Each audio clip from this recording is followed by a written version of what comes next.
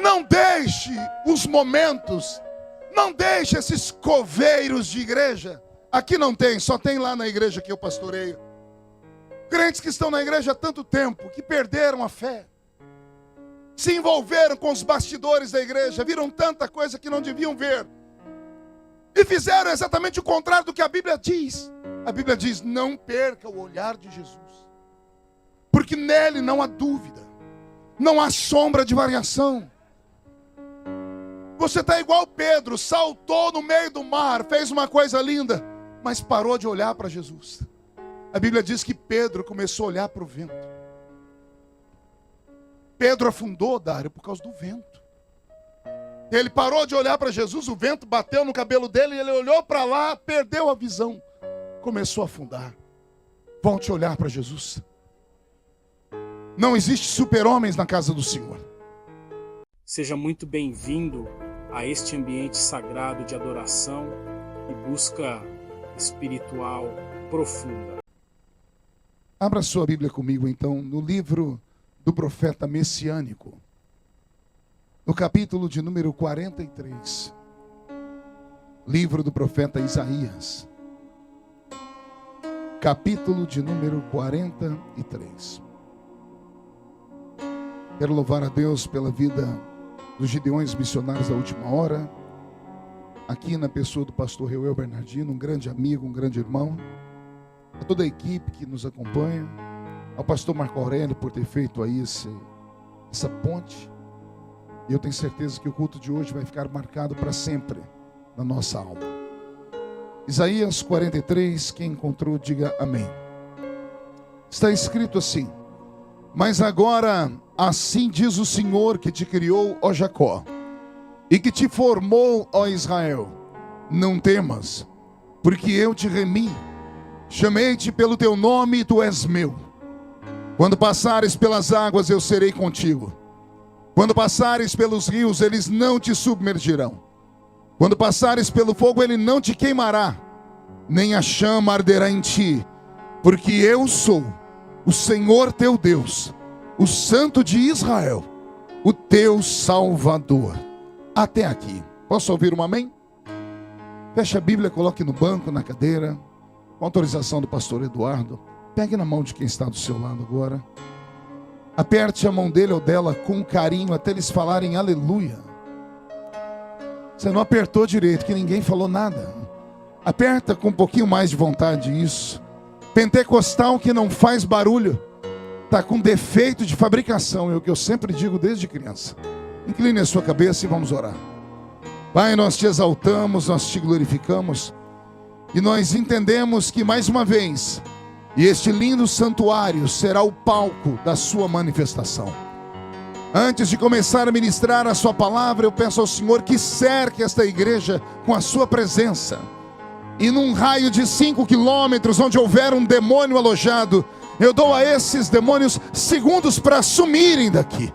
Porque se não sumirem, serão queimados pelo poder da sua glória que aqui será derramada. Rasgue o céu sobre nós esta noite. Manda anjos de fogo descerem aqui na Assembleia de Deus, Filadélfia. Que estes anjos desçam trazendo brasas de fogo nas mãos. Comecem a esparramar estas brasas entre nós. E onde houver um crente cheio do Espírito Santo, pega ele nesta noite, Jesus, e mostra o caminho da verdadeira e poderosa adoração. Fala conosco, fica conosco, é o que eu te peço agora e sempre. E toda a igreja diz. Os que podem, tomem o seu assento, aplaudindo a Jesus porque Ele é bom.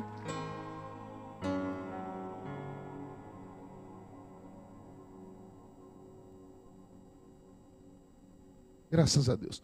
Quero agradecer aqui o meu amigo que nós caçamos ele desde o início do culto, alguém para tocar o teclado, e encontraram ele. Deus te abençoe. Você vai sofrer comigo aqui, é só até meia-noite, fica tranquilo. Tá bom? Querida igreja, noiva do Cordeiro, simpatizantes da nossa fé, amigos que vieram de perto, de longe. Eu estou aqui na América desde semana passada. Eu vim para um dia só, que era um evento na cidade de Newark para auxiliar o pastor Reuel. E Jesus tocou no meu coração para que eu ficasse mais dias aqui. Eu deixei uma agenda grande na África, nós tínhamos uma cruzada marcada em Angola. E eu liguei para os pastores, eu disse, a obra aqui precisa mais do que aí. Que situação, né? Dizer que a obra na América precisa mais do que na África. Mas é porque eu sei o que significa carregar o peso de milhares de pessoas nos ombros. Nós vimos imagens, pena que a memória do homem é muito curta. A gente ouve e vê. Tudo que nós ouvimos num culto, basicamente apenas de 30% a 40% fica na nossa memória.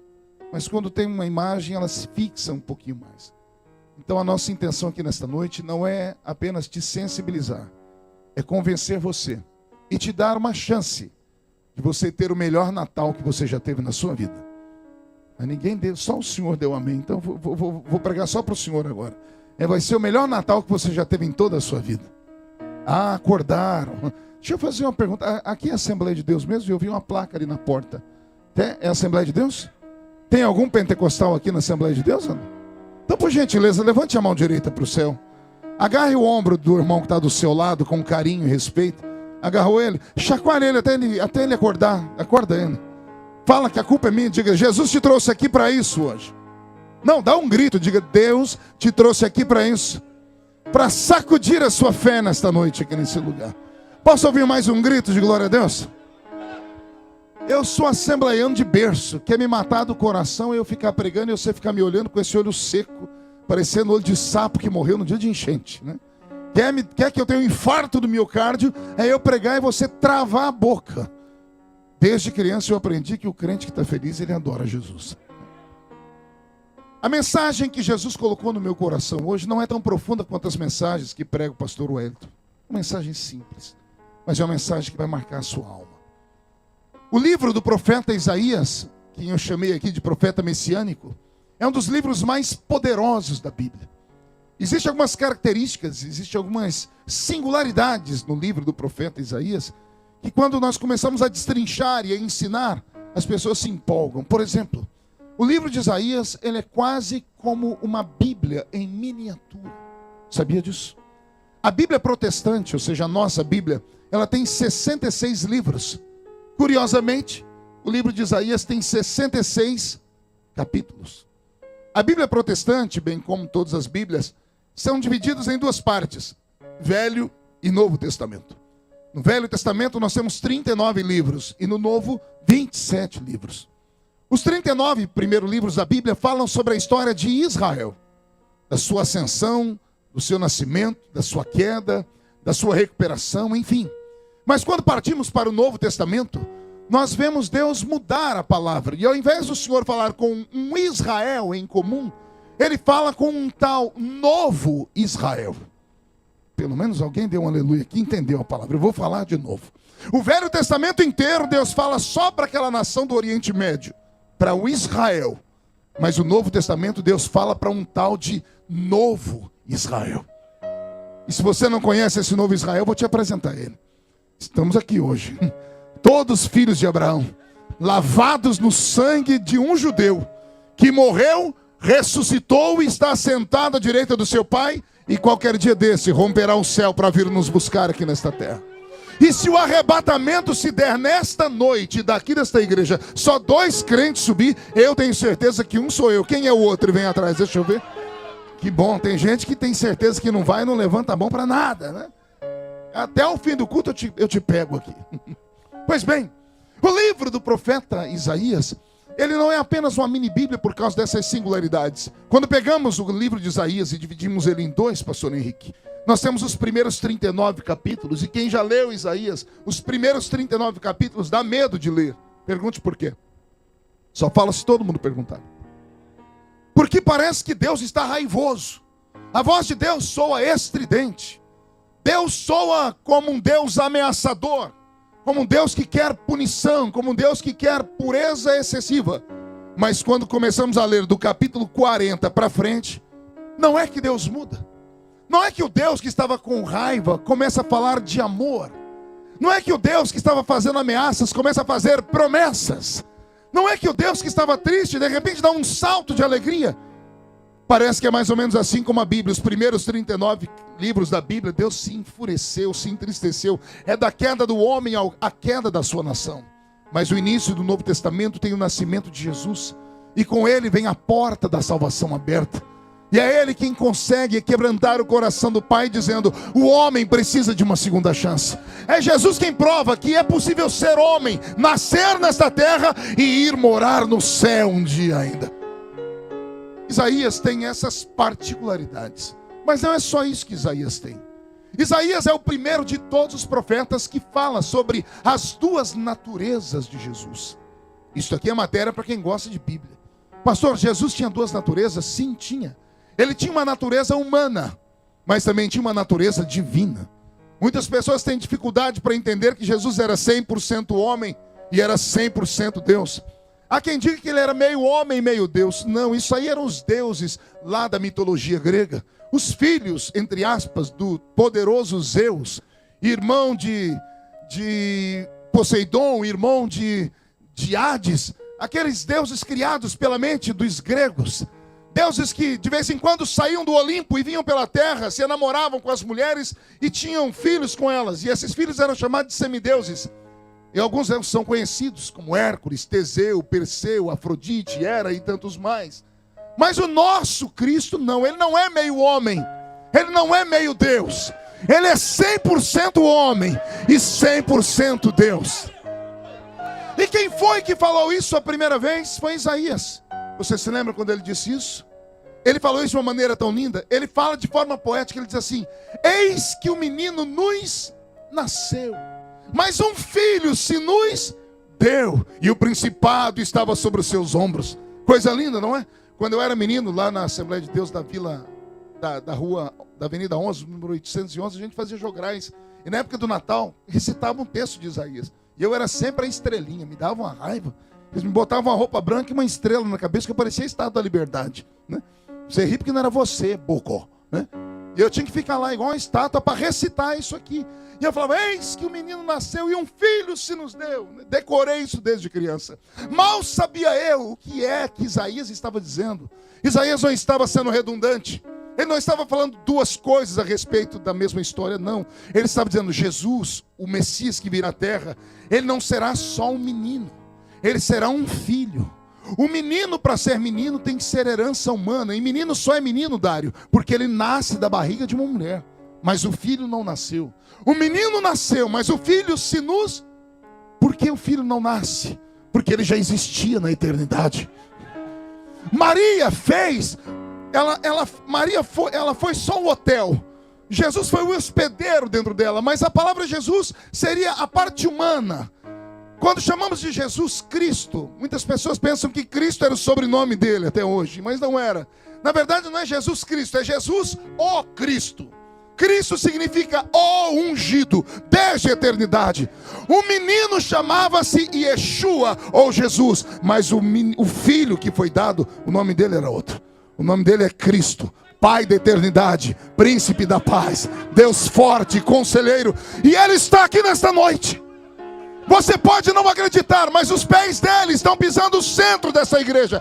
E a face dele está diante dos serafins que estão cantando: Santo, Santo, Santo é o Senhor dos Exércitos. E a Assembleia de Deus Filadélfia vai ficar cheia da sua glória.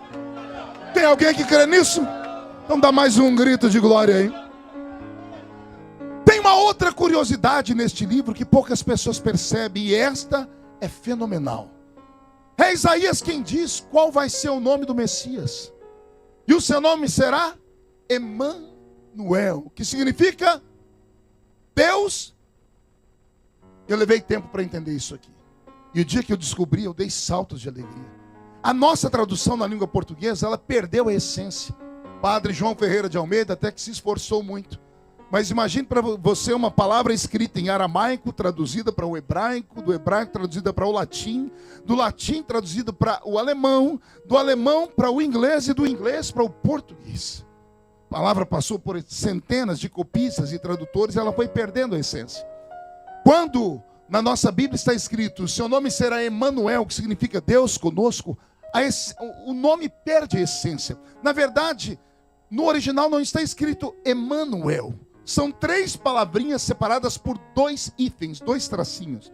Na verdade é Immanel. Algumas traduções antigas ainda tem Emanuel com 2 M's. Se você procurar na sua Bíblia aí, você vai ver. E não existe nenhum nome assim em hebraico. Um nome que carregue 2 letras M's, uma após a outra. Então, na verdade, o nome não é Emanuel, e sim Immanuel. E a tradução dessas 3 palavras é muito forte. In aponta para dentro. Men é homem. Humus, terra, barro. E El é o sufixo do nome do grande Deus. O grande El Shaddai. O grande Elohim. El tem a ver com Deus. Daí os nomes dos anjos Miguel, Gabriel. Daí os nomes dos profetas Daniel, Ezequiel. Todos eles adoram o nome do Senhor. Então quando a palavra aparece aí que Emanuel, na verdade é Immanuel, ou seja, dentro do barro, Deus. Colocando no sentido certo, não é Deus conosco, é Deus dentro de nós. Não, vou falar de novo para ver se você entende. Pastor, qual a diferença? Deus conosco é você indo para o trabalho e Deus de mãozinhas dadas com você. Ele vai com você para lá e para cá. Deus dentro de você é outra coisa. Não tem nem como mostrar. Seria Deus colocando você no colo dele e Ele te carregando para o trabalho. E Ele te levando para o dia a dia. Esta é a essência do livro do profeta messiânico. Faltar-me-ia tempo aqui para contar a vocês os demais segredos desse livro. Mas eu deixei aqui apenas uma curiosidade para que vocês se dediquem. Os crentes precisam voltar a amar a Bíblia. Vivemos a geração mais rasa em conhecimento da Bíblia, da história. A geração que menos conhece o Senhor pela palavra. Estava num culto um dia desses no Brasil, saí, quando cheguei na minha caminhonete lá fora, fiquei tão emocionado. Tinha 10 crentes com a mão na minha caminhonete orando. Eu falei, meu Deus, o povo está orando pela minha viagem. Eu fiquei feliz, pastor Reuel. Quando eu cheguei perto, eu fui ouvir a oração deles. Eles oravam assim, eu tomo posse. Esse carro é meu em nome de Jesus. Eu fiquei com uma raiva. Eu dei um grito e falei, sai para lá, crente macumbeiro. Está querendo roubar a minha bênção? Não, é que o pastor falou que tudo que a gente quiser é só botar a mão e pedir. Vai ter com a formiga, preguiçoso. Vai ser ofertante, dizimista, vai sacrificar, vai assumir um missionário. Aí o Senhor vai abrir a porta do milagre. Usei este exemplo só para te mostrar que o nosso povo não tem muito conhecimento da Bíblia. Aí chega um pangaré como eu, lá do meio do mato, o povo diz, nossa, ele sabe muito. Nada, é que em terra de cego, quem tem um olho é rei. Pois bem, mas o capítulo 43 do livro de Isaías, que o Senhor me deu para a nossa meditação hoje, vai despertar os seus sonhos de novo. Porque no capítulo 43, o meu Deus chama Isaías e diz, eu tenho um povo. Não tenho 2 nem 3. Eu tenho um povo. Só que no meio do meu povo existem 2 grupos. Um grupo para quem eu faço uma promessa que eles entendam naturalmente. E um grupo para quem eu faço uma promessa que eles só podem entender espiritualmente. Com base no quê, pastor? Com base na promessa que está aí no capítulo 43. O primeiro grupo, o Senhor diz assim para eles: se passarem pelas águas, elas não te afogam.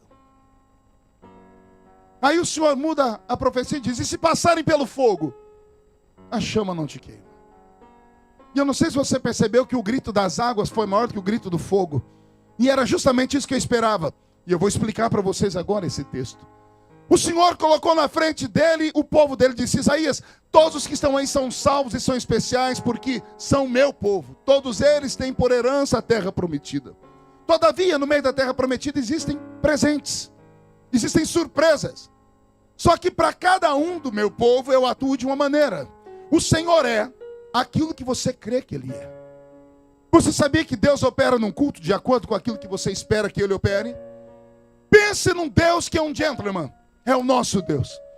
Você atravessou aquela porta, Ele estava ali na porta te esperando. Ele disse, eu serei para você hoje o que você quiser que eu seja. Se você quiser um Cristo que cura, Ele irá te curar.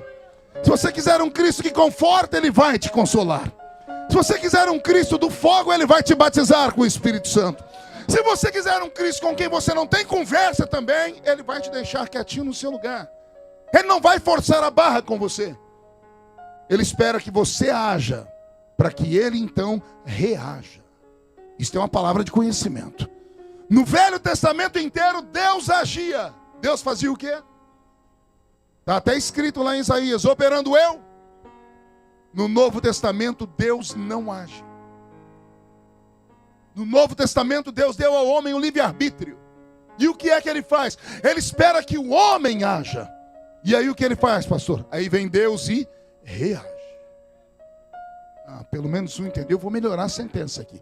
Eu disse que do Novo Testamento para frente, não adianta vir para o culto, ficar com essa cara feia, parecendo que foi batizado num pote de vinagre, cruzado o braço e mascando essa desgraça desse chiclete, esperando que o pregador tenha uma varinha de condão, ele bata 3 vezes num púlpito e abra o céu e caia ouro na sua mão. Isso nunca vai acontecer. No Novo Testamento, Deus espera que você haja. É você quem tem que subir até Ele. É você quem tem que abrir a porta do céu. Não é o pregador que tem que trazer o peso do culto todo sobre os ombros dele. Uma andorinha sozinha não faz verão. Mas se juntarmos aqui, me dê aqui meia dúzia de pentecostais, e nós vamos virar essa igreja do avesso. Porque é tudo que Deus espera nesta noite. Posso ouvir mais um grito de glória a Deus aqui? O Senhor separou o povo dele, disse Isaías: para um grupo do meu povo eu lanço a seguinte promessa: se passar pelas águas, elas não te afogam. Para o outro grupo do meu povo eu lanço outra promessa: se passar pelo fogo, ele não te queima. Eu encontro aqui 2 grupos na igreja. Um grupo a quem o Senhor pode fazer promessas, mas somente promessas racionais. Somente promessas que façam sentido.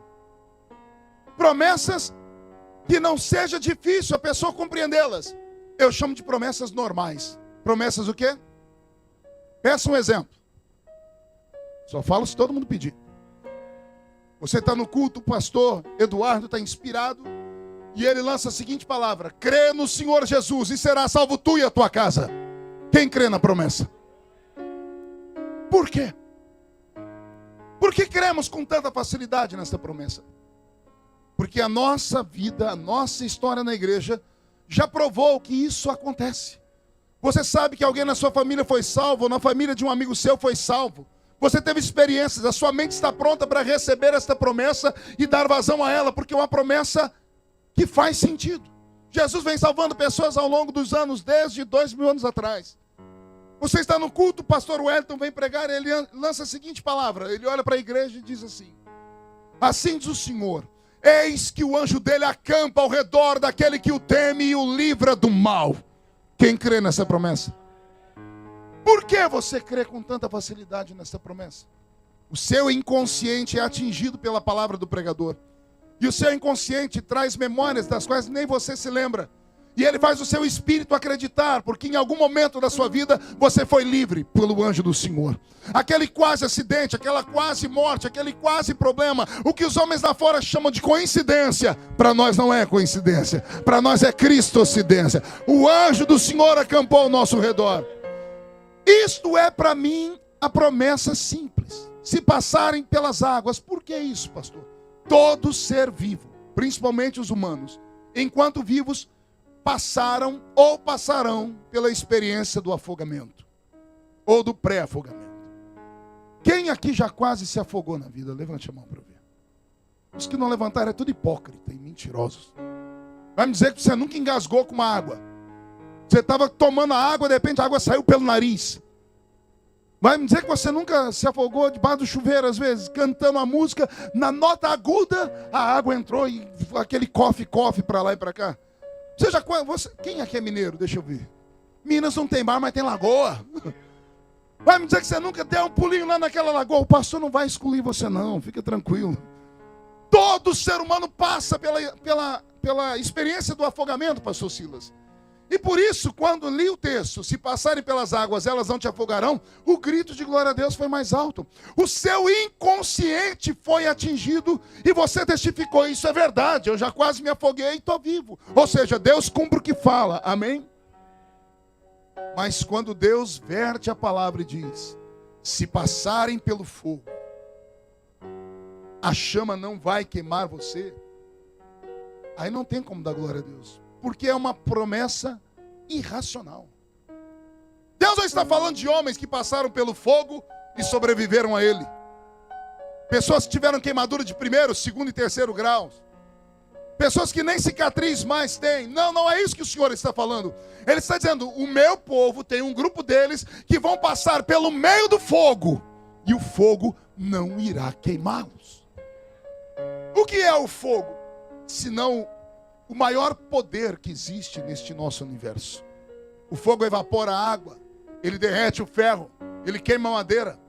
O apóstolo Pedro diz que no final dos tempos a terra e os céus passarão por uma purificação via fogo. O próprio lago de fogo, onde estará queimando os pecados e os pecadores. O fogo é o maior poder que existe no universo. Aí vem Deus e diz assim: quando o maior poder do universo se levantar contra você, ele vai se levantar para cair. Pode tocar o ímpio, o filho do cão com a pomba gira, mas o meu povo não toca. Não, vou dizer de novo: meu povo não toca. Tem alguém que pertence ao povo do Senhor aqui? Então dá mais um grito de glória a Deus para empolgar o coração do pregador. Mas pastor, dá um exemplo do que seria passar pelo fogo. Se passar pela água é uma promessa normal, respira fundo aí. Passar pelo fogo é uma promessa anormal. É uma promessa louca. É uma promessa que não faz sentido nenhum. É uma promessa irracional. Exemplo: você está no culto, o pastor Eduardo se levanta e ele diz assim: assim diz o Senhor, eis que dentro de 30 dias, um entre vós se levantará, irá ao Brasil, numa audiência com a presidente Dilma Rousseff, vai colocar o dedo no nariz dela e vai dizer: sai desse trono que ele não te pertence mais. Não teve um glória a Deus. Não, mas é natural. Por quê? Porque não faz sentido nenhum. É uma coisa louca. É uma coisa que alguém diz assim: só um maluco para acreditar nisso aí. É você estar no culto, levanta o pastor Wellington, ele começa a profetizar: o Senhor está me dizendo que ele vai levantar alguém aqui que vai ser o maior empresário das Américas. Pelo menos um creu. Já estava preparado. O resto só riu, Reuel. Pergunte por quê? Porque não faz sentido nenhum. É uma promessa louca. É uma promessa absurda. É uma promessa que pessoas normais não creem. E não é que Jesus falou para mim vir aqui hoje para não pregar para os normais. Jesus me trouxe aqui para pregar só para os anormais. Só para homens e mulheres que têm uma promessa daquelas que ninguém acredita, nem você mesmo. E por você não acreditar, Jesus disse: eu preciso relembrá-lo, que ele não nasceu para ser cauda, nasceu para ser cabeça. Não trouxe aqui para esse país para ficar vendo a banda passar, trouxe aqui para fazer a diferença. Eu não estou pregando para homens e mulheres normais essa noite. Eu estou pregando para homens e mulheres que onde a planta do pé pisa, o Senhor dá a eles por herança. Tem alguém que crê nisso aqui? Então agora não dá um grito, não dá um berro de glória a Deus, por favor.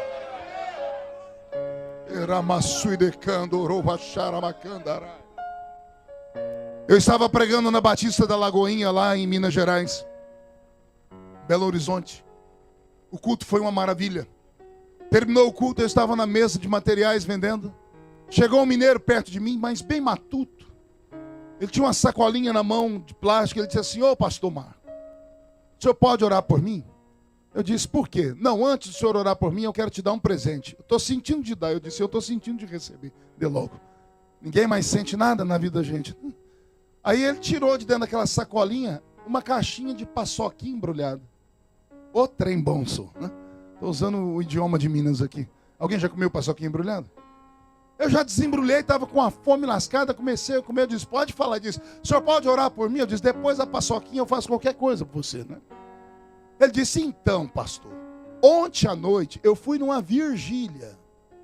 Eu já dei aquela golfada que eu quase cuspia a paçoquinha nele. Pense num homem grosso. E eu não sou gente. Eu falei: você foi aonde, meu filho? Foi numa vigília. Eu disse: e aí? E aí, pastor, que não era vigília de crente normal, não. Era vigília de crente doido. Eu conheço vigília de crente doido. Mas eu queria ouvir da boca dele. O que é uma vigília de crente doido? E passou aquelas vigílias que quando o Espírito Santo desce, os crentes parecem que recebem o espírito Bruce Lee. Eles fazem assim. Eles começam a gritar, a pular. Eu falei: eu conheço isso aí, eu sou do monte. Não sei se tem algum assembleano que vai escandalizar comigo aqui, mas eu sou do meio do mato, no interior de São Paulo, e a gente costuma vencer as vitórias subindo no alto da montanha, botando a boca no pó, literalmente, e buscando a Deus às vigílias com esses crentes que ninguém dá nada por eles. Geralmente esses crentes que gostam de revelação e profecia só tem 2 dentes na boca. É o zagueiro e o atacante. Mas quando esse povo bate o pé no chão, o meu Deus fica de pé no trono para responder a oração deles. E você pode até não gostar, mas a maioria dos que estão aqui são frutos desse povo. Você esqueceu como é que você entrou aqui, né? Como é que Deus te guardou no México, né? Como é que Deus te fez ficar invisível na frente da imigração americana. Você não sabe nem ler, nem escrever, não tem onde cair morto quando de lá vivo. Mas teve um dia, lá naquela igrejinha, coberta de palha, aquela irmãzinha do coque, ela veio e disse: minha filha, meu filho, o Senhor vai te colocar num pássaro de aços e você vai cortar os céus. Somos frutos desses profetas. Posso ouvir um glória a Deus por isso? E ele disse: então, pastor, e eu estava lá no meio dessa vigília de crente doido. Eu falei: meu filho, e daí, o que aconteceu? Ai, pastor, lá pelas tantas veio um profeta doido. Eu conheço profeta doido de crente, de vigília de crente doido. Mas eu queria ouvir Deus. Eu falei: o que é um profeta doido, meu filho? Ih, pastor, aquele profeta, quando vem profetizar pra gente, ele quase mata a gente do coração, ué. Por quê? Uai, eu estava encostado na parede, e eu não sei se você já viu vigília como é, né? A vigília, eu costumo dizer que é como as ondas do mar, né? Tem hora que a onda vem, quebra tudo, aquela barulheira, daqui a pouco ela recua, né? E faz silêncio. Daqui a pouco vem de novo aquela barulheira. É igual o culto, né? Já percebeu o nosso culto? Ele oscila. Tem hora que os crentes ficam em pé, bate palma, daqui a pouco... Ele disse: pastor, numa dessas idas e vindas, quando fez silêncio, eu estava encostado na parede, era umas 4 da manhã, o profeta veio para o meu lado, pastor, mas ele não veio de frente, não, ele veio de trás. E ele me pegou de surpresa. Eu falei: o que ele fez? Ai, pastor, o homem botou a mão no meu ombro, não deu tempo de virar. Eu falei: por quê? Porque me deu desarranjo. Mas deu desarranjo porque, uai, pastor, ele botou a mão no meu ombro e fez assim: homem! Aqueles gritos que parece que vai sair a tampa da cabeça da gente. Ai, ai, ai, ai, aquelas coisas de profeta. Eu disse: e aí, meu filho? Uai, pastor, quando eu voltei em mim, estava o profeta com aquela cara feia, ele agarrou minha mão e disse: homem, entra tu comigo nessa carruagem de fogo. Oh, meu Deus, eu amo essas coisas. Você, assembleante, tinha que amar também. E eu perguntei para ele: o que você fez, meu filho? Ai, pastor, eu agarrei a mão do homem e entrei na carruagem. Eu falei: você fez o quê? Uai, nós começamos a correr pela parede de lá. Deu a volta por lá, correu pela parede de cá. Daqui a pouco ele mirou a saída da igreja, passou correndo para o meio da rua. Eu disse: você? E eu na carruagem de fogo, ué. Tava bom o negócio. Ele disse que ele correu no quarteirão inteiro. Gente, não julgue crentes assim. Cada um tem um mistério com Deus. Ele disse: daqui a pouco passou, o homem voltou e entrou na igreja, mirou o púlpito e correu comigo. Quando estava chegando perto do púlpito, ele brecou e me empurrou, que eu saí catando cavaco no chão. Quando eu brequei, eu olhei para trás, estava o profeta com a mão na cintura e o dedo assim para mim, tremendo. Eu falei: o que ele disse? Ele disse: homem, sobe tu sozinho agora essa rampa, porque vou te colocar entre os príncipes da terra. Ele disse isso e eu dei o mesmo glória a Deus que você deu. Mas o mineiro teve uma crise de risos tão grande que a barriga dele balançava. Eu deixei ele rindo, enfiei a mão no meu bolso, peguei um cartão de visita, anotei o número do meu celular e estiquei para ele. Ele parou de rir e disse: oi, pastor, o que é isso? Eu disse: é o meu telefone particular. E ele: nossa, eu vou ter seu número. Eu disse: vai. Ele falou: e para quê, pastor? Eu disse: para quando você entrar no seu reino, para quando você subir a rampa do palácio, para quando você for um homem muito importante, lembra de mim quando entrar lá no seu reino. Eu esperava que ele fosse dar um grito de aleluia como vocês. Ele abaixou a cabeça. Quando ele levantou, ele começou a chorar. Ele disse: ô, pastor, o senhor acredita mesmo nisso? Eu falei: por que não? Pastor, eu moro numa casa pequenininha e eu que sustento minha família. Eu vendo doce nas esquinas de Belo Horizonte para levar comida para casa. A porta da entrada da minha casa é escorada com a cadeira de fórmica, pastor. Só nós mais velhos sabemos o que é isso aqui. Ele disse: pastor, eu não sei ler nem escrever, pastor. Como é que um dia eu posso subir uma rampa e ficar entre os príncipes da terra? Quando ele disse aquilo, a palavra dele me atingiu. Mas não atingiu aqui, não. Atingiu aqui. Aí o meu homem racional pensou e eu cheguei à seguinte conclusão: se ele não sabe ler nem escrever, isso nunca vai acontecer. Quando eu fui abrir a minha boca para falar para ele, tudo bem, o meu Deus me arrebatou em sentidos. Alguém crê nisso ainda? Eu não vi mais ele. Eu vi um prédio muito alto e vi um homem no 18º andar. Na porta do prédio estava escrito Hotel Hilton. A cidade era Londres, bem do ladinho do estádio Wembley. E eu vi esse homem lá e uma voz falou comigo: olha onde eu coloco o homem. E eu perguntei: quem é esse homem? O senhor mudou a imagem e mostrou um menino indo para a roça, banhando laranja, algodão, café e cortando cana. Eu voltei em mim, comecei a chorar. Ele falou: o senhor está chorando por quê? Eu disse: porque Deus falou comigo. Porque aquela visão era minha. Eu cortei cana, banhei laranja, algodão e café. Morava com 12 pessoas em 2 cômodos. Minha mãe não sabe ler nem escrever até hoje.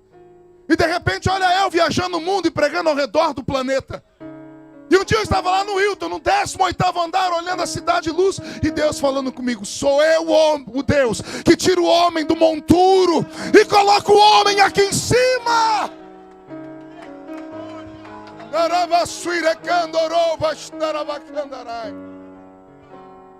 Quando eu voltei em mim, eu peguei aquele mineiro pelo ombro, chacoalhei e disse: pare de chorar, ergue a cabeça. E eu falei para ele: meu filho, se foi o meu Deus que falou com você, o Deus que fez a estéril ser mãe de filho, o Deus que mudou as moléculas de um machado de ferro virar isopor para flutuar em cima das águas, o Deus que criou um caminho no meio do mar para Israel passar, o Deus que deteve o sol e a lua, o Deus que numa noite mandou um soldado angelical matar 185.000 soldados da Síria.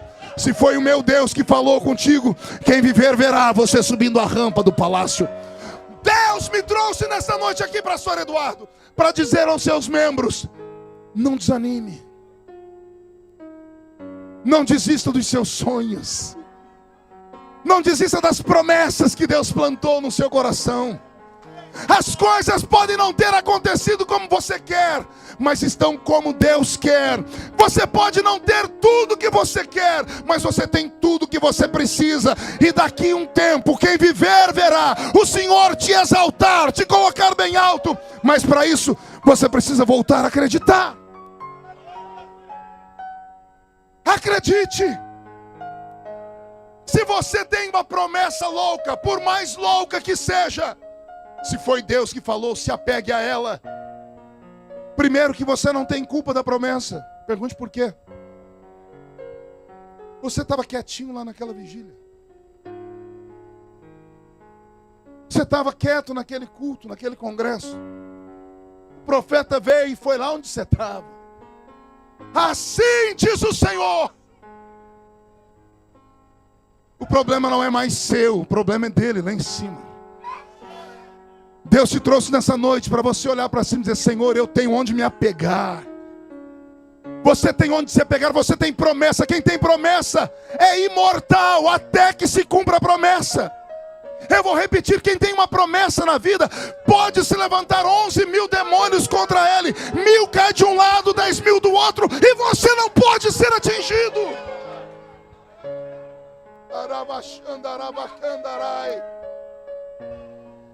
Não deixe os momentos, não deixe esses coveiros de igreja. Aqui não tem, só tem lá na igreja que eu pastoreio. Crentes que estão na igreja há tanto tempo, que perderam a fé, se envolveram com os bastidores da igreja, viram tanta coisa que não deviam ver, e fizeram exatamente o contrário do que a Bíblia diz. A Bíblia diz: não perca o olhar de Jesus, porque nele não há dúvida, não há sombra de variação. Você está igual Pedro, saltou no meio do mar, fez uma coisa linda, mas parou de olhar para Jesus. A Bíblia diz que Pedro começou a olhar para o vento. Pedro afundou, Dário, por causa do vento. Ele parou de olhar para Jesus, o vento bateu no cabelo dele, e ele olhou para lá, perdeu a visão, começou a afundar. Volte a olhar para Jesus. Não existe super-homens na casa do Senhor. Não existe Mulher Maravilha aqui. Se você esperar a perfeição aqui, você está perdido. Igreja é igual curva de rio. Tudo que não vale nada vai para dentro da igreja. E é aqui o lugar disso. Quem precisa de doente, ou quem precisa de médico, é o doente. Aqui é um hospital. Aqui é o lugar dos leprosos entrarem, dos cancerosos entrarem. A diferença é que aqui eles entram de um jeito e saem de outro. Saem curados. O Senhor te trouxe aqui para curar os seus sentimentos. Falar de promessas não tem como pregar, pastor Henrique, pastor Albert, sem contar histórias. Eu era menino e congregava lá na Vila Tatu. O salãozinho tinha 3x4. O meu herói era o presbítero Ovídio Ramos. Faleceu tem 3 anos, no alto dos seus 90 anos. Nunca vou esquecer o velho Ovídio. Ele era um negro alto, a mão dele parecia uma raquete de tênis, de tão grande que era. E a voz dele era de barítono ainda para ajudar. E como bom assembleiano, a barriguinha saliente, a gravata por cima da barriga, pastor Reu. E ele tinha um óculos perneta na cara. O óculos só tinha uma perna, não tinha quem tirava aquele óculos da cara dele. O Ovídio era uma figura. Eu gostava de ver ele cantar. Ele ia cantar os hinos da harpa, ele conseguia fazer milagre. Pergunte qual. Ele conseguia colocar uma música numa letra que não tinha nada a ver. Compreendeu? Vou tentar explicar. Um dia ele foi cantar aquele louvor assim. Deixa eu ver se eu lembro aqui. Já refúgio a glória eterna de Jesus, o Rei dos Reis, breve os reinos desse mundo. Linda música, não é? Ele foi cantar essa. Olha o que ele aprontou. Ele tirou uma nota musical dele lá e ele começou. Já refúgio a glória eterna de Jesus, o Rei dos Reis. Breve os reinos desse mundo seguirão as suas leis. E os sinais da sua vinda já se mostram cada vez. Ele colocou a asa branca no hino da harpa. Mas o pior não é isso, é que funcionou. E os irmãos eram tudo simples, a gente era tudo cortador de cana, Silas. Caiu um fogo no salãozinho, Marco Aurélio. E eu, moleque, rindo que me matava. Chegou em mim a irmã profetisa da reunião. Você está rindo do quê, menino? Foi o louvor que o Monvito está cantando. Você não está vendo que ele está cantando um cântico espiritual. Eu fui criado no meio desse povo que não sabia ler nem escrever. Mas esse velho, toda vez que ia pregar para nós, encerrando o sermão dele, era tudo errado. Ele lia tudo errado a Bíblia. Ele falava, vamos abrir a Bíblia no livro de Êxodo. Quando estava muito inspirado, ele mandava abrir a Bíblia no livro de Genésio. E aí que a gente... Teve um dia que ele falou, vamos abrir a Bíblia no livro da profeta Joana. E o irmão diz, irmão, não tem Joana na Bíblia não. Diz, vá ler a Bíblia, mulher. Joana é aquela que o peixe engoliu, uai. A gente descobriu naquele dia que ele não sabia ler. Alguém ia lá na casa dele, lia para ele memorizava, ia para o culto e fingia que estava lendo. Deus me chamou num dia que esse velho estava pregando e disse, Jesus falou para mim que vai levantar alguém hoje aqui. E ele vai levantar alguém na profecia do profeta Albuquerque. Não tem Albuquerque na Bíblia, irmão vídeo? Tem. O Albuquerque falou assim, ó, aviva a tua obra, Senhor. No meio dos anos a notifica. Na ira lembra-te da misericórdia. Era o profeta Abacuque. Ele acabou de ler essa profecia.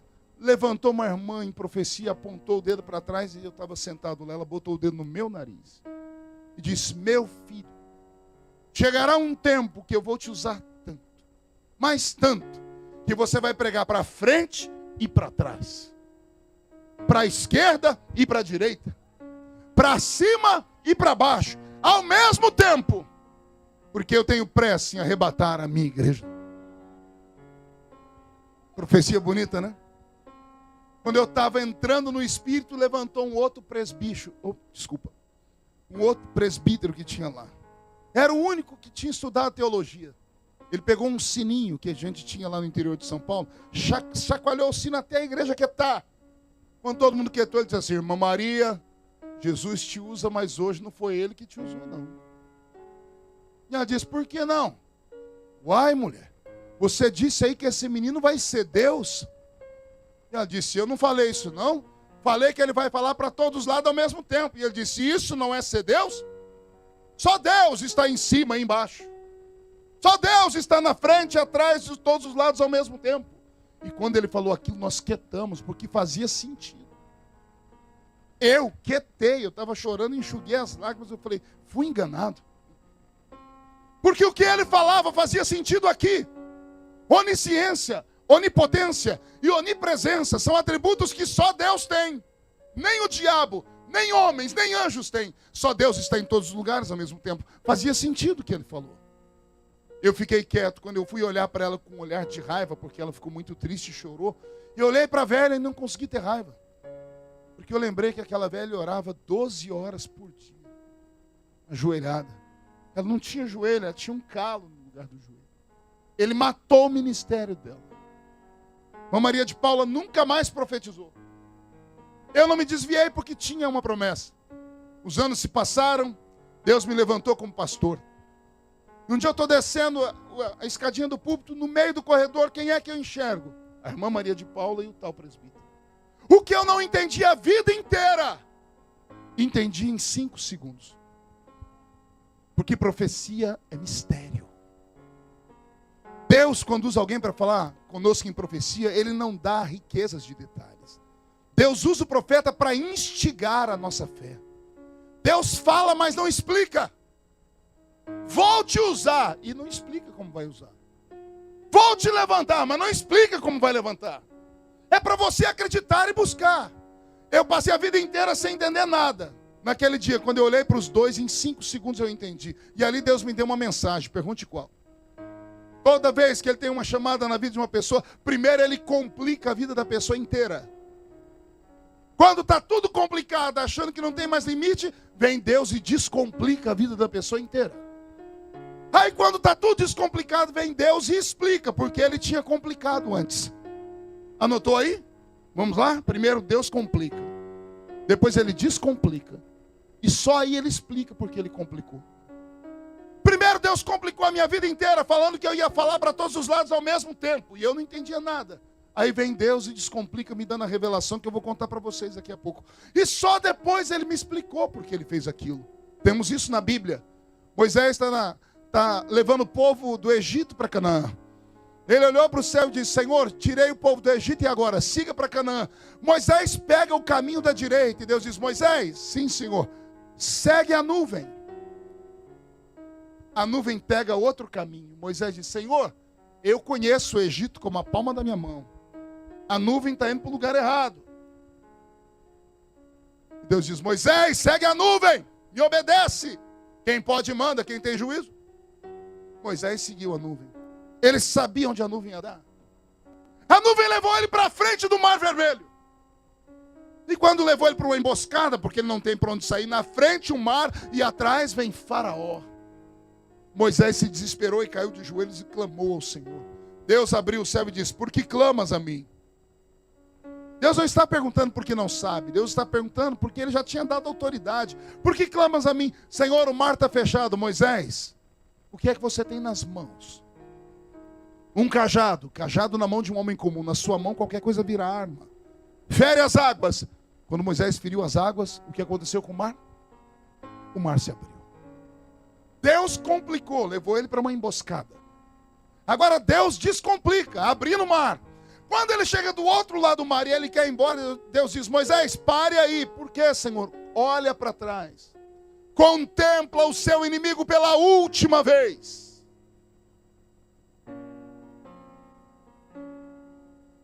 Olhe para trás e contemple o seu inimigo pela última vez. Fui eu que te trouxe aqui, Moisés. Se você fosse por aquele caminho, esse povo ia te perseguir pelo resto da vida. Aqui eu mato todos eles de uma só vez. Entendeu aí? Primeiro Deus complica. Depois Deus descomplica. E aí Ele explica por que complicou. Está pronto para um final de ano abençoado nessa terra ou não?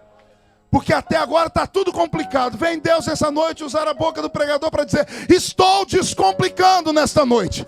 Vou abater o inimigo e vou te colocar de pé. Vou abrir a porta que estava fechada. Isso aqui é só para quem crê. E se tem alguém que crê, dá um grito de glória a Deus aí. Olha como Deus descomplicou a minha história. Eu olhei para a irmã Maria de Paula e para o irmão presbítero e entendi a profecia. Chamei os dois num canto. O presbítero sentou e disse: pois não, pastor. Eu disse: amado, hoje é dia do senhor pedir perdão para essa velha. E ele olhou todo arrogante e disse: pedir perdão a essa mulher por quê? Quem bate esquece, gente. Quem apanha não. O senhor matou o ministério dela dizendo que ela foi uma falsa profetisa naquele dia, assim, lembrei ele. Ele deu um sorriso tão de ironia. Disse: ah, sim, o dia que ela falou que você ia ser Deus. E eu falei para ele: ela nunca disse isso. Ele olhou para mim e disse: e falar para todos os lados ao mesmo tempo não é ser Deus? Eu disse: não, é outra coisa. Ele falou: e é o quê? Eu disse: é tecnologia.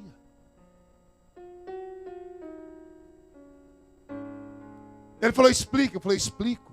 Eu disse: nem eu, nem o senhor e nem ela sabíamos que no futuro Deus iria me dar um ministério na internet.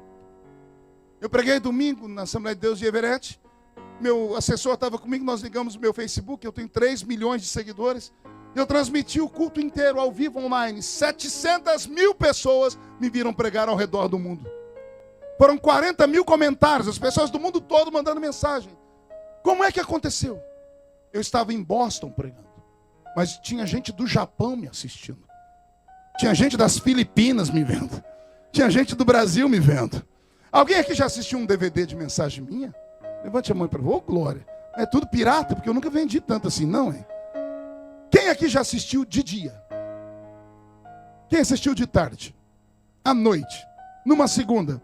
Terça, quarta, quinta, sexta, sábado, domingo? Em janeiro? Fevereiro, março, abril, maio, junho, julho, agosto, setembro, outubro, novembro, dezembro. Ou seja, eu tenho 20 milhões de DVDs esparramados no mundo. Alguns dublados em inglês e espanhol. Eu tenho vídeos na internet assistidos por mais de 15 milhões de pessoas.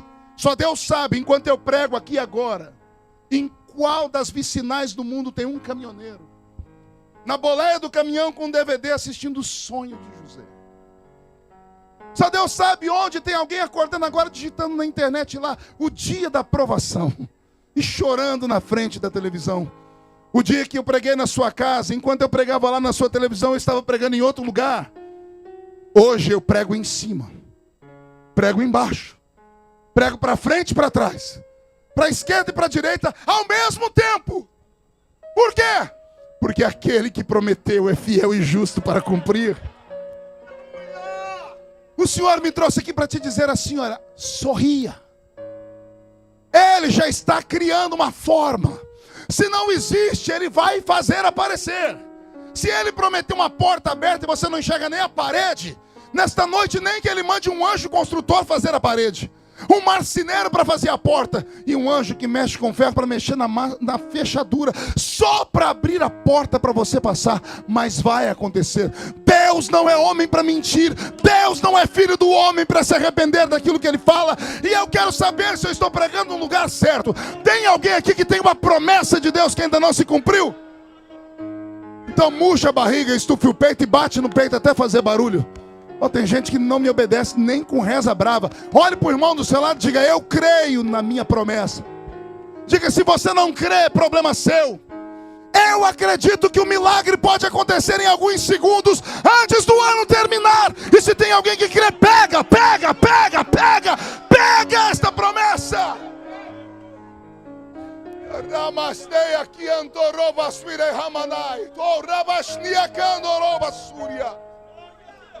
Você não tem noção do que Deus é capaz de fazer para que a palavra dele não caia por terra. Vou repetir: você não sabe o que Deus é capaz de fazer para cumprir o que Ele te falou. Tem um homem na Bíblia em cima do lombo de um cavalo. Deus falou com ele: eu entrego os inimigos na sua mão hoje. Eu amo quando Deus dá datas. Eu entrego o inimigo nas suas mãos, que dia? Josué passou um pregão pelo povo e disse: vamos pegar o rei de Jericó. Estavam fugindo. Eles sacrificaram um bode, colocaram o nome no bode de Jeová. Por isso que Deus mandou destruir tudo aquela porcaria. Por isso que Deus derrubou a muralha. Eles começaram a fugir. E Deus disse: eu entrego esse povo na sua mão hoje. E Josué partiu correndo contra eles. Só que os inimigos tinham cavalos árabes que corriam mais. Quando ele estava no meio do caminho, Josué parou o cavalo e ele viu a seguinte cena: a lua subindo aqui e o sol descendo aqui. Josué parou o cavalo e disse: Senhor, amanhã continuaremos. Oh, glória. Você disse que dia, Josué? Amanhã. O Senhor disse: eu disse que eu entrego o inimigo na sua mão hoje. Eu imagino Josué olhando para o céu e disse: então o Senhor dá um jeito no meu cavalo, porque ele não enxerga no escuro. Não é coruja e nem morcego. Pode imaginar Deus no céu olhando para baixo e serafins aqui atrás dele cantando santo, santo, e um olhando para o outro dizendo: e agora? O próprio Deus olhando para trás dizendo assim: eu e a minha boca. Está escurecendo mesmo. Quando escurecer, vira o dia. Aí já não é mais hoje. Eu vou contar para você o milagre na visão humana e o milagre na visão científica. Na visão de Josué, Deus fez assim: ficou em pé no trono, arregaçou as ornas do vestido, enfiou uma mão debaixo do sol e a outra em cima da lua. É luz que você quer, Josué? Vê aí se está bom.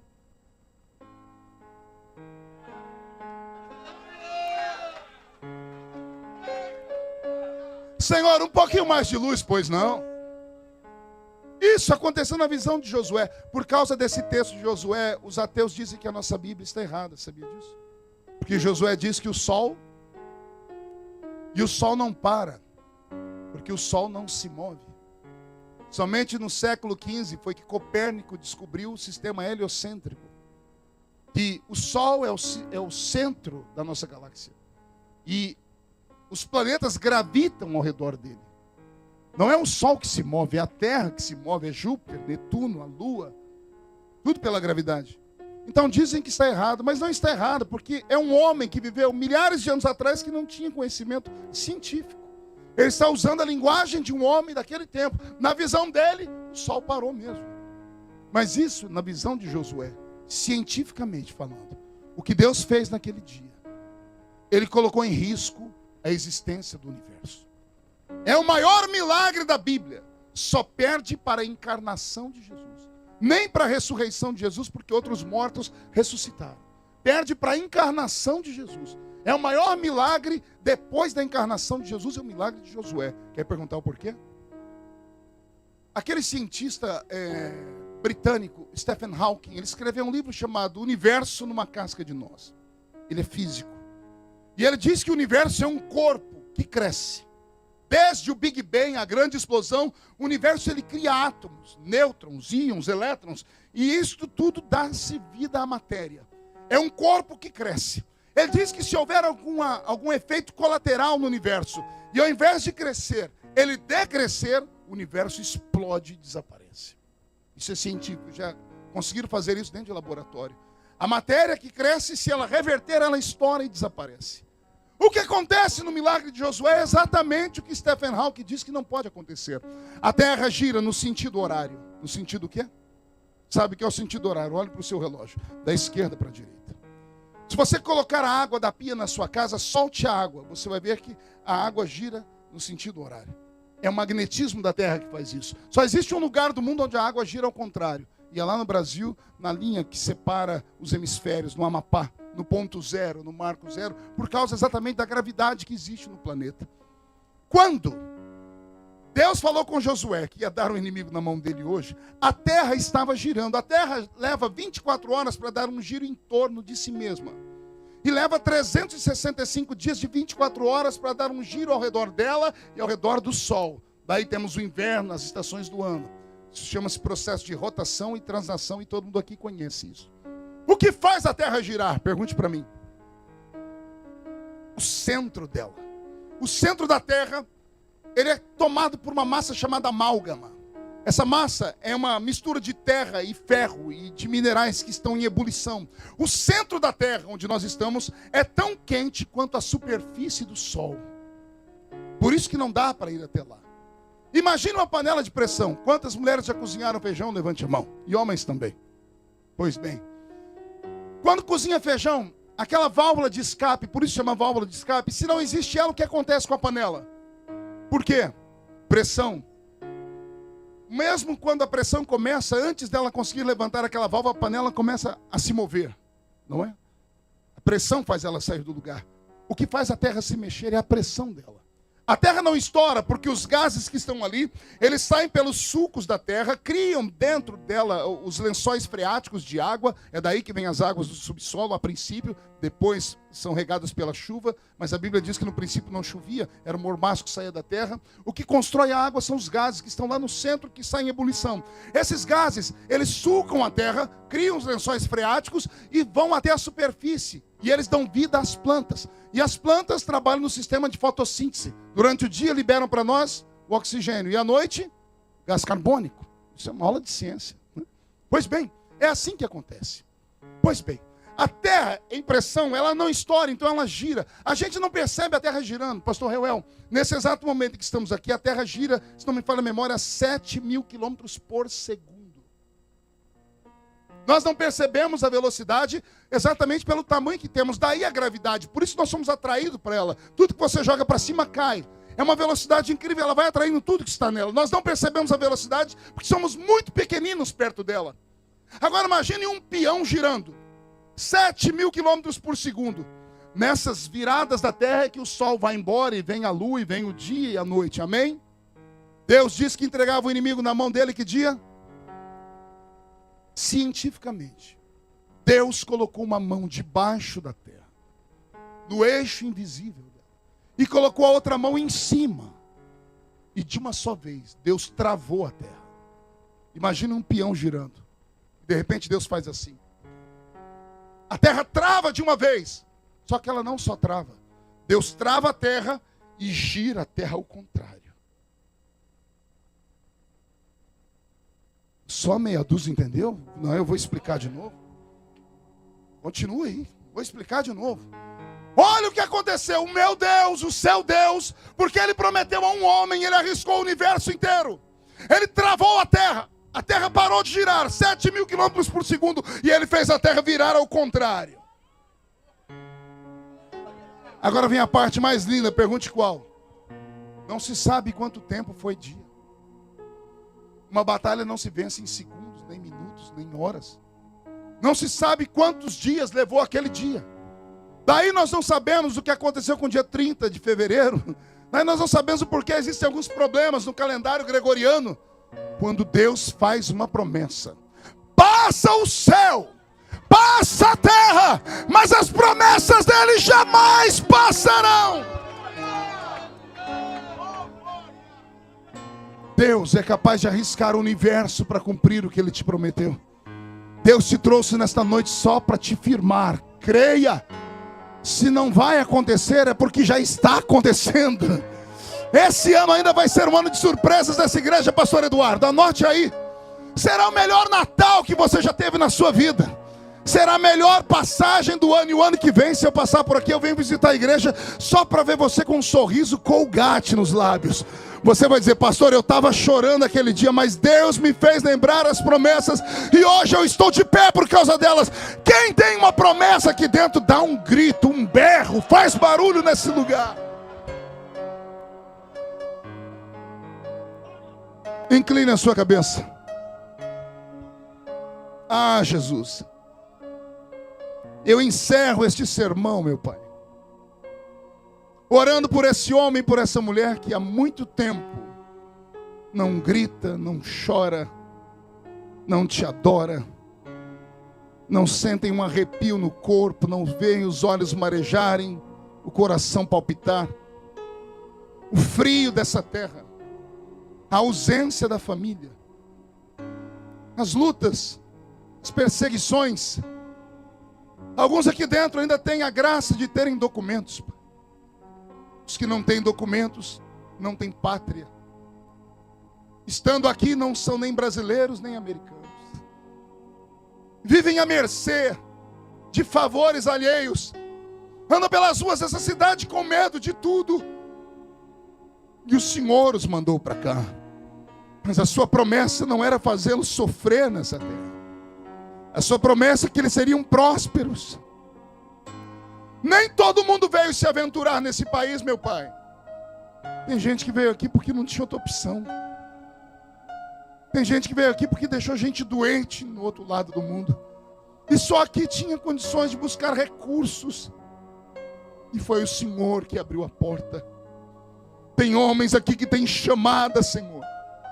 Chamada missionária, chamada pastoral. Tem mulheres aqui, ó Senhor, que são verdadeiras profetisas na tua casa. E há muito tempo não abrem os lábios para profetizar. E não profetizam mais, não é porque não querem. É porque o frio dessa terra envolveu o coração deles. Mas tu és tão amoroso, que o Senhor marcou esse culto e trouxe este avivamento para os nossos corações. Onde houver alguém, Senhor, que creu na sua palavra e é batizado com o Espírito Santo, faz eles orarem em línguas nessa noite. Eu queria ouvir o coral de línguas da Assembleia de Deus Filadélfia nesta noite. Desperta, meu Pai, este jovem, esta menina, este homem, para que eles voltem a crer que vai acontecer um rebuliço. Nem que o Senhor tenha que mudar o governo, nem que o Senhor tenha que abater os povos, nem que alguém tenha que morrer ou tenha que nascer. Vai acontecer um milagre nesta terra. Ramachara da canto rouba suira candara lama candarai.